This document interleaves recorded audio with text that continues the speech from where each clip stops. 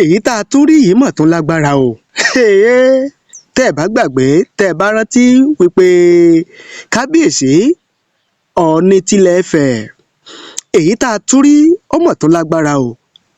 èyí tó tẹ̀ wá lọ́wọ́ yìí ó ń ṣe ní kàyéfì ó jọni lójú nípa bí kábíyèsí Aláàfin tìlú Ọ̀yọ́ ọba Abímbọ́lá Akeem Ọwádé bí wọ́n ṣe fi ìwé ìpè léde wípé àwọn gẹ́gẹ́ bí Aláàfin ilẹ̀ Yorùbá o pé àwọn ti ṣetán láti fi ọmọ ààrẹ orílẹ̀-èdè Nàìjíríà Aṣíwájú Bọ́lá Ahmed Tinubu ọmọ rẹ̀ ọkùnrin ìyẹn barrister Olúwaṣèyí Abíọ́dún Tinubu jẹ oyè Ọ̀kanlọ́mọ ilẹ̀ Yorùbá Ọ̀kanlọ́mọ of Yorubaland. eléyìí tí wọ́n ní yóò wáyé ní ọjọ́ 21 oṣù kejìlá ọdún tá a wà yìí ní ààfin kábíyèsí Aláàfin tìlú Ọ̀yọ́. tẹ́ ẹ bá gbàgbé tẹ́ ẹ bá rántí wípé ṣáájú ní kábíyèsí Ọọ̀ni tilẹ̀ Ifẹ̀ ọba Adéyẹyè ẹni ìtàn Ògúnwùsì Ọ̀jájá kejì àrílé Oòduà pé wọ́n fi bàbá olówó tabua olókoòwò olóyè ìlú Ìbàdàn ìyẹn ẹnjìníà Dọ̀tun Sànúsí jẹ oyè Ọ̀kanlọ́mọ Oòduà. tẹ́ ẹ bá gbàgbé tẹ́ ẹ bá rántí pé ṣáájú kí kábíyèsí Aláàfin tìlú Ọ̀yọ́ kó tó fi ẹnjìníà Dọ̀tun Sànúsí jẹ oyè Ọ̀kanlọ́mọ Oòduà ó ní awuyewuye ti kọ́kọ́ ṣáájú tí kábíyèsí Aláàfin tìlú Ọ̀yọ́ tí wọ́n fi léde wípé Ọọ̀ni tilẹ̀ Ifẹ̀ kò lágbára o kò lẹ́tọ̀ọ́ láti fi ẹnìkankan joyè tó bá ti jẹ mọ́lẹ̀ Yorùbá wípé Aláàfin nìkan ló lẹ́tọ̀ọ́ ló lágbára láti fi yàn joyè tó bá ti jẹ mọ́ ilẹ̀ Yorùbá. lédè kankan mọ́ fàágùn wọ́n ti padà jẹ oyè Ọ̀kanlọ́mọ ilẹ̀ Oòduà. ohun tá a wá rí náà nǹkan bíi tí ò tí ì pòsù eléyìí ló wá yanilẹ́nu. àdédé la rí tí kábíyèsí Aláàfin tìlú Ọ̀yọ́ tó fi ìwé ìpè léde tó sọ wípé òun náà ti ṣetán o láti fi ọmọ ààrẹ orílẹ̀-èdè Nàìjíríà ọmọ Aṣíwájú Bọ́lá Ahmed Tinubu ìyẹn barrister Olúwaṣèyí Abíọ́dún Tinubu jẹ oyè Ọ̀kanlọ́mọ ilẹ̀ Yorùbá.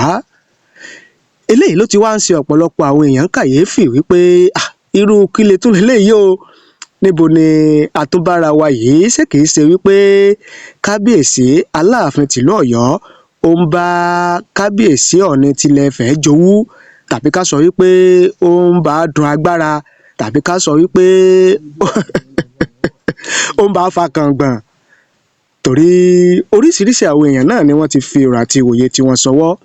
kí làwọn èèyàn ń wí kí làwọn èèyàn ń sọ ẹ jẹ́ kí a mú wá fún yín gẹ́gẹ́ bí ó ṣe tẹ̀ wá lọ́wọ́. Mr. Akin Ọlábìyí àwọn ní let it not end at chieftaincy competition but also in laudable developmental projects like hospital, schools and job creation that will benefit everyone. Ṣẹ́gun Seyi Fúnmi àwọn ní how this one take benefit the Yorubaland who is Seyi gan. Fatima ààrẹ àwọn ní competition yìí mà wá lágbára o ó ga púpọ̀ jù because Ọọ̀ni installed first lady he has to install first son combined with Malam that Seyi one is just to close mouth but the real installation gangan is for the Malam. Owó Yọrí Ìfẹ́olúwa àwọn ní then Ọ̀yọ́ will be begging maybe the president of Togo to also come have a chieftaincy title to balance that of President John Mahama of Ghana. àbíràn dandan wo ni àwọn kinní yìí ń ṣe. Mr. Daud Akínkúnmi àwọn ní why can't they write Aláàfin of Yorubaland in that invite? ọba wọn gbà fún bàbá rẹ̀ àwọn ọmọ lẹ́yìn ní dìgbòlugi. Ibrahim Olúwaṣọlá àwọn ní this is real genuine and authentic Okanlomo of Yorubaland but not Co2 or O2 compound. Leave us with our own Yoruba and let us decide on what we think of important to us. Gẹ́gẹ́ bí ẹlòmíín ṣe fi ṣọwọ́ nìyẹn. Ali Sunday, àwọn ní this man and his misleading gangsters have nothing positive to plan from day one of installation of the so-called Alaafin than to direct him to the bush path, and the man himself cannot think progressively. Ó mà ṣe o. Adéwálé Rilwan Akínpẹ̀lúmi, àwọn ní they are just misleading our Kábíyèsí. I pray he can leave seniority aside and cater for the need of the people. Baba no start well at all, and na people dey mislead him. Where are the 5 pillars of Ọ̀yọ́mèsì till now? I don't think he have them complete by his side. Ọlọ́run á bá baba gbé ẹrù yìí o, but what I'm saying is very deep. Gẹ́gẹ́ bí ọ̀rọ̀ ẹlòmíín nìyẹn. Ọ̀pọ̀ pọ̀ tí wọ́n ń fi èrò àti ìwòye tí wọ́n ṣọwọ́. Eléyìí tí ó tẹ̀ wá lọ́wọ́, òun náà lẹ ti gbọ́ tí a mú wá fún yín yẹn, gẹ́gẹ́ bí a sì kà fún yín. Ẹ̀yin gẹ́gẹ́ bí ẹnìkan, kí ni èrò, kí ni ìwòye tiyín lórí ọ̀rọ̀ tó wà ńlẹ̀ yìí? Mo mọ̀ pé ẹ̀yin náà ń tẹ̀lé bó ṣe ń lọ.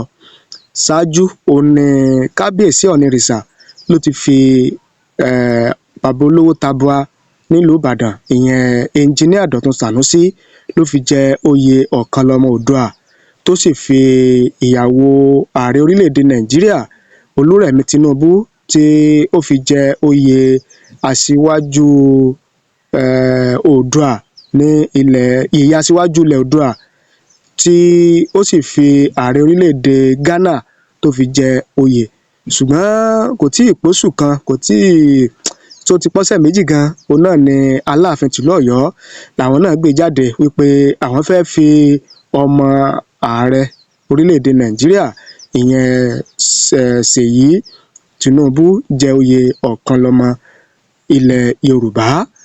Kí lè rò tiyín, kí ni ìwòye tiyín lórí eléyìí? Ẹ fi ṣọwọ́ sí wa ní ààyè comment.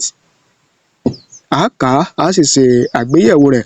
Gẹ́gẹ́ bí mo ṣe máa ń sọ fún yín pé ìwòye kì í papọ̀, èrò kì í papọ̀, ojú ọ̀tọ̀ọ̀tọ̀ òun náà ni a fi máa wo nǹkan. Bó ṣe rí lọ́dọ̀ tèmi ó lè má rí bẹ́ẹ̀ lọ́dọ̀ tiyín, bó ṣe rí lọ́dọ̀ tiyín ó lè má rí bẹ́ẹ̀ lọ́dọ̀ tìtẹlòmíì. Ẹ fi èrò àti ìwòye tiyín ẹ fi ṣọwọ́ sí wa láàyè comment nísàlẹ̀ fídíò yìí. A kà á sì ṣe àgbéyẹ̀wò rẹ̀, torí pé ìkànnì yìí ó wà fún gbogbo wa ní o, láti máa fi èrò àti ìwòye tiwa hàn lórí àwọn ọ̀rọ̀ tó bá ń lọ, kí a lè máa dá sí, torí pé ilẹ̀ wa náà ni, a sì gbọ́dọ̀ mọ bí ṣe ń lọ náà ni. Ẹ ṣé bẹ́ẹ̀ ṣe ń wò wá, ẹ ṣé bẹ́ẹ̀ ṣe ń gbọ́ wá. Ẹ bá ní pín, ẹ bá ní share rẹ̀ kó lè káàkiri àgbáláyé. Títí ìgbà míì tá a tàn mú tuntun wá fún yín. Ẹ ṣé o, àdúpẹ́, àmọ́ rírì yín. Mo kí gbogbo ojú tí wò mí ti ń gbọ́ mi jákèjádò orígun mẹ́rẹ̀ẹ̀rin àgbáyé. Orúkọ mi ni Ambassador Àkànfẹ́ Ìwò, tí mo jẹ́ agbẹnusọ fún iléeṣẹ́ X2 Ultimate Herbal International Limited. Níléeṣẹ́ wa bí láti màmọ̀ dájú nǹkan kan tí eléyìnbó ń pè ní health is wealth, ìlera lọ́rọ̀. Kì í ṣàfẹnujẹ́ nìkan tá a bá ń gbọ́ ọ̀nì sétí, torí ogunlọ́gọ̀ àwọn èèyàn ni wọ́n ń kojú àìsàn tí a pè ní ìfúnpá gíga. Ìdí nìyí tí iléeṣẹ́ X2 Ultimate Herbal fi ṣètò oògùn ìfúnpá gíga fún ní powder àti ní olómi. Kò tán síbẹ̀, oògùn ìtọ̀ ṣúgà ó wà ní iléeṣẹ́ X2 Ultimate Herbal International Limited ní powder àti ní olómi. Òun náà lẹ̀ ń wò yìí. Oògùn ọ̀pẹ́ ẹ̀yìn wà tí a ti ṣe lọ́jọ̀ fún ẹni tó bá ń kojú ọ̀pẹ́ ẹ̀yìn torí gẹ́gẹ́ bí ìṣòro. Iléeṣẹ́ wa níbí ní oògùn ẹ̀ tó lè bá wọn tán rẹ̀ lójú ọgbọ́n. Bákan náà, ogunlọ́gọ̀ àwọn èèyàn ni wọ́n jẹ́ oníbìísí tí wọ́n ti rora wọn pín wípé Ọlọ́run ò lè ṣe, ṣùgbọ́n tó jẹ́ pé àìsàn kan sómìíràn ní nǹkan di ọmọ bíbí wọn. Ó wà ní iléeṣẹ́ X2 Herbal International Limited fún ìwòsàn fún àwọn oníbìísí. Kò tán síbẹ̀ o, a ní ọ̀pọ̀lọpọ̀ oògùn tí a ṣe létò fún ẹni tó bá jẹ́ ẹni tó bá ní ikùn gbẹ̀ndù, tó jẹ́ pé ọ̀rá ti pọ̀ jù lára ẹ̀, ó máa bá wa burn fat, a pè ní X2 burn fat fún obìnrin àti fún ọkùnrin. Bákan náà, ní iléeṣẹ́ X2 Ultimate Herbal International Limited, a ní egbòogi èyí tá a ṣe ní powder fún ẹni tó bá ń kojú àìsàn stroke. Ó wà ní iléeṣẹ́ X2 Ultimate. Tẹ́ ẹ bá lé èèyàn tó ní lẹ́gbẹ̀ẹ́, ẹ dán wò. Ìjọba lù lóǹtẹ̀ fún lílò torí pé ojú dání.